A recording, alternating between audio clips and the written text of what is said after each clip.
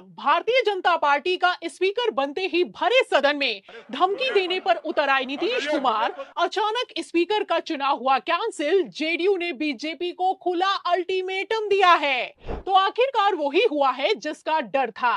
खबरें हैं कि तोड़े गए विधायकों ने जैसे ही जेडीयू का दामन छोड़कर भारतीय जनता पार्टी में शामिल होने की तैयारी की है तो हड़कंप मच गया है। तो फिलहाल अमित शाह का ऑपरेशन लोटस एक्टिव होते ही कैसे नीतीश कुमार ने खुली जंग का ऐलान कर दिया है आपको बताएंगे। लेकिन खबर में सबसे पहले तोड़े गए विधायकों ने कैसे पलटी मारी है, बिग ब्रेकिंग देखिए। खबर आप देखिए न्यूज 18 की। देखिए इसमें लिखा हुआ है कि कांग्रेस के 4 विधायक के महागठबंधन की बैठक में नहीं पहुंचने पर सियासी कयास जारी। कहा जा रहा है कि ये चारों नेता जेडीयू के साथ आने वाले हैं। तो खबरें तो पहले निकलकर सामने आ रही थी कि नीतीश कुमार बिहार में सिंगल लार्जेस्ट पार्टी या फिर कि विधानसभा में नंबर 1 पार्टी बनने की तैयारी पूरी कर चुके हैं। लेकिन अब क्या ऐसा हो पाएगा? क्योंकि बीजेपी ने गृह विभाग के बाद स्पीकर पद भी जेडीयू से झटक लिया है। सूत्रों की माने तो नीतीश कुमार भी एकनाथ शिंदे की तरह खत्म होने की कगार पर आ गए हैं। ऐसे हालातों में तोड़े गए विधायकों ने भी दल बदल लिया है तो हड़कंप मच गया है। मतलब कल तक जो कांग्रेस के तोड़े गए विधायक जेडीयू में शामिल होने की पूरी तैयारी कर चुके थे, वो अब भारतीय जनता पार्टी में शामिल होने वाले हैं। और ये कोई हवाई बात नहीं है, बाकायदा बयान भी निकलकर सामने आया है कि कैसे रातों रात खेल पलट गया है। खबर आप देखिए न्यूज 24 की। देखिए इसमें लिखा भी हुआ है कि बिहार में कई विपक्षी विधायक एनडीए के संपर्क में बने हुए हैं। वे पीएम मोदी के नेतृत्व में काम करना चाहते हैं। तो चिराग पासवान ने दावा किया है कि अब तोड़े गए विधायक मुख्यमंत्री नीतीश कुमार नहीं बल्कि प्रधानमंत्री मोदी जी का नेतृत्व चाहते हैं। मतलब साफ है कि स्पीकर का चुनाव होते ही बिहार सरकार का नेतृत्व भी बदल चुका है। खेल समझिए, पहले तो तोड़े गए विधायकों ने खुद दावा किया कि वो जेडीयू के संपर्क में हैं और उनको जेडीयू की तरफ से मंत्री पद ऑफर किया गया है। लेकिन अब रातों रात पूरा खेल पलट चुका है, क्योंकि नीतीश कुमार की कुर्सी खुद सुरक्षित नहीं है तो वो दूसरों को क्या मंत्री बनाएंगे और कितने दिनों तक मंत्री बना पाएंगे, सवाल खड़ा होता है। अगर भारतीय जनता पार्टी इसमें कामयाब हो गई स्पीकर बनाने में और उन्होंने 5-7-10 एमएलए इधर से उधर से तोड़ लिए और उन्होंने जाके चिराग पासवान के साथ मिलकर एक स्टेबल सरकार बना ली, तो फिर जो नीतीश कुमार के साथ जाने का कोई फायदा नहीं है। लेकिन इसके लिए मुझे लगता है कि तब तक इंतजार करना होगा जब तक स्पीकर नहीं बन जाते। तो दैनिक भास्कर के वरिष्ठ पत्रकार केपी मलिक ने हमारे चैनल से बातचीत के दौरान पहले ही खुलासा कर दिया था कि कांग्रेस, एआईएमआईएम समेत बसपा और आईपी गुप्ता के विधायक खुद टूटने के लिए तैयार बैठे हैं। लेकिन वो स्पीकर के चुनाव का इंतजार कर रहे हैं। अगर स्पीकर जेडीयू से नहीं बना तो बड़ा उलटफेर हो सकता है। फिलहाल अब वही कुछ होता हुआ नजर भी आ रहा है। जाहिर है कि स्पीकर बीजेपी का है तो बीजेपी के विधायकों की संख्या बढ़ाने की कोशिश की जाएगी। क्योंकि दल बदलने की स्थिति में स्पीकर की भूमिका काफी से ज्यादा महत्वपूर्ण होती है। ऐसे में जेडीयू का विधानसभा में नंबर 1 पार्टी बनने का सपना तो दूर की बात है। नीतीश कुमार के विधायक अगर जेडीयू के साथ कायम रह जाएं तो ये भी बड़ी बात होने वाली है। क्योंकि भाजपा ने किस तरीके से महाराष्ट्र वाला फॉर्मूला बिहार में लागू कर दिया है और नीतीश कुमार को ठिकाने लगाने के लिए सम्राट चौधरी ने अमित शाह के साथ मीटिंग को किया है, ये किसी से छुपा हुआ नहीं है। फिलहाल भाजपा के खेल को नीतीश कुमार ने भी भांप लिया है और अचानक से कैबिनेट विस्तार करने का ऐलान कर दिया है तो तहलका मच गया है। मतलब कल तक खबरें थी कि 1 महीने के बाद कैबिनेट का विस्तार होगा, लेकिन अब नीतीश किसी तरह का कोई रिस्क लेना नहीं चाहते हैं। सूत्रों की माने तो नीतीश कुमार ने अपनी पार्टी में टूट को बचाने के लिए स्पीकर पद तो छोड़ दिया है, लेकिन अब वो समझौता करने की स्थिति में नहीं दिखाई दे रहे हैं। खबरें हैं कि बीजेपी नेता प्रेम कुमार को भी जेडीयू की तरफ से मंत्री पद ऑफर किया गया था, लेकिन भाजपा ने रातों रात मंत्रियों की सूची ही बदल डाली। खबर भी मौजूद है, खबर आप देख सकते हैं। देखिए इस खबर में लिखा भी हुआ है कि स्पीकर बनते बनते मंत्री बन गए विधायक जी, बिहार विधानसभा ने कर दिया खेला। तो स्पीकर के चुनाव के बीच विधानसभा सत्र की सूची में प्रेम कुमार कुमार का नाम मंत्री पद के लिए लगभग फाइनल कर दिया गया। रातों रात सूची भी तैयार की गई, लेकिन जैसे ही ये सूची वायरल हुई, जैसे ही सूची को जारी किया गया, बवाल खड़ा हो गया।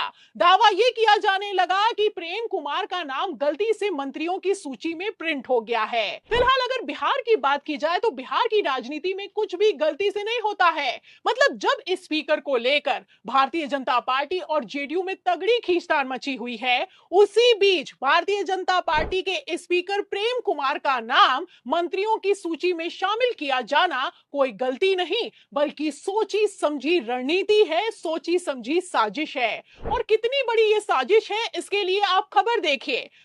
इसमें लिखा हुआ है कि तो ऐसे कसी जा रही नकेल, राजस्व विभाग पर क्यों हुई अचानक टाइट आईएएस की एंट्री। तो आपको बता दें कि बिहार में सरकार के गठन के बाद बड़े पैमाने पर आईएएस अधिकारियों का तबादला कर दिया गया है। वैसे भी नीतीश कुमार की हमेशा से राजस्व विभाग पर नजर रहती है। ऐसे हालातों में गृह विभाग के बाद स्पीकर पद जाना नीतीश कुमार पचा नहीं पा रहे हैं। खबरें निकलकर सामने आ रही हैं कि पहले भी नीतीश कुमार ने अचानक से 800 से ज्यादा अधिकारियों का तबादला किया और अब अधिकारियों के जरिए सरकार पर कंट्रोल स्थापित किया जा रहा है। तो पहले तो सचिवों के जरिए मंत्रालय पर नियंत्रण रखते थे नीतीश कुमार, लेकिन अब तो पूरी की पूरी सरकार पर अपना नियंत्रण नीतीश कुमार ने मजबूत कर लिया है। जाहिर सी बात है कि अगर अधिकारी नीतीश कुमार के अंडर में होंगे तो अमित शाह चाह कर भी किसी तरह का कोई खेल नहीं कर पाएंगे। आपको बता दें, पहले भी नीतीश ने भाजपा को सिर्फ गृह विभाग दिया और अधिकारियों की पोस्टिंग ट्रांसफर की पावर को अपने पास रख लिया, और अब उसी पावर का इस्तेमाल धड़ल्ले से किया जा रहा है। मतलब साफ है कि अगर बीजेपी ने नीतीश कुमार को हटाकर खुद के दम पर बहुमत जुटाने की कोशिश की, या फिर कि तोड़े गए विधायकों ने जेडीयू की जगह भारतीय जनता पार्टी में शामिल होने की तैयारी की, तो ये खेल अमित शाह की आखिरी गलती साबित होने वाला है। दोस्तों नमस्कार। आज के वीडियो में भी हम आज बिहार की राजनीति के बारे में बातचीत करेंगे। दोस्तों, जैसा कि आपको मालूम है कि 14 नवंबर को रिजल्ट आते हैं और एनडीए को भरपूर और प्रचंड बहुमत मिलता है और विपक्ष का सुपड़ा साफ हो जाता है। एक तरीके से बिहार में विपक्ष नेस्ता नाबूद कर दिया गया है। इस बारे में विपक्षी दल ये आरोप लगाते हैं कि एनडीए के साथ साथ जांच एजेंसियों के साथ साथ चुनाव आयोग ने भी एनडीए का हिस्सा बनकर भारतीय जनता पार्टी और अन्य दलों के प्रत्याशियों को जिताने का काम किया है। ये बात मीडिया में अभी भी चर्चा में रहती है।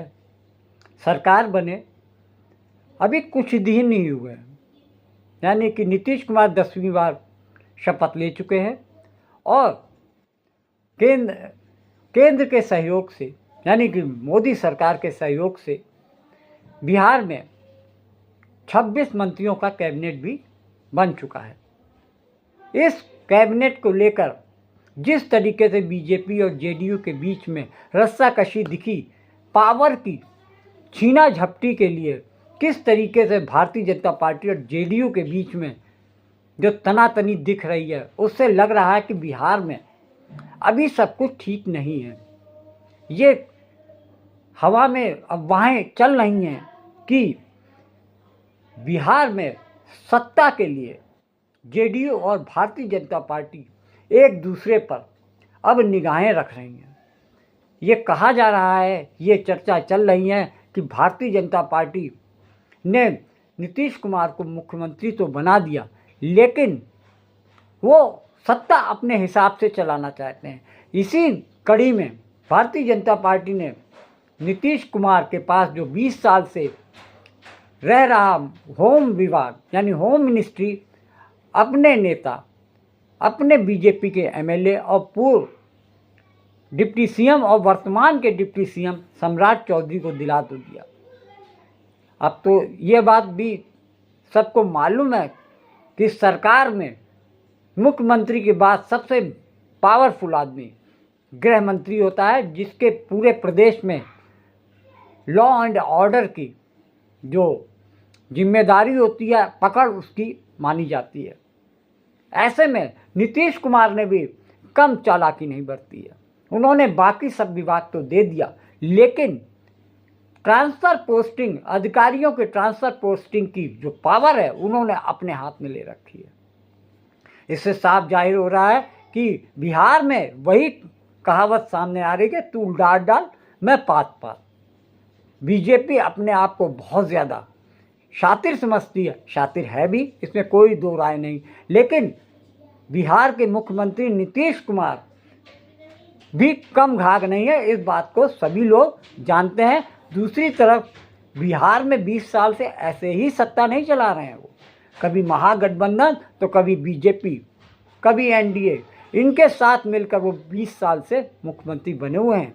इस बात को बीजेपी को भुलाना नहीं चाहिए। उनको मालूम होना चाहिए कि नीतीश कुमार बोलते कम हैं, करते ज़्यादा हैं और किसी भी बात को भूलते नहीं हैं। उन्हें वो समय याद है कि 2020 के दौरान चिराग पासवान ने जिस तरीके से उनकी पार्टी को नुकसान पहुंचाया था, उसमें भारतीय जनता पार्टी का बहुत बड़ा हाथ था। इस चीज़ को वो भूले नहीं हैं, लेकिन समय की नाजुकता को देखकर वो पाला बदलने में भी माहिर हैं, इसमें सभी जानते हैं।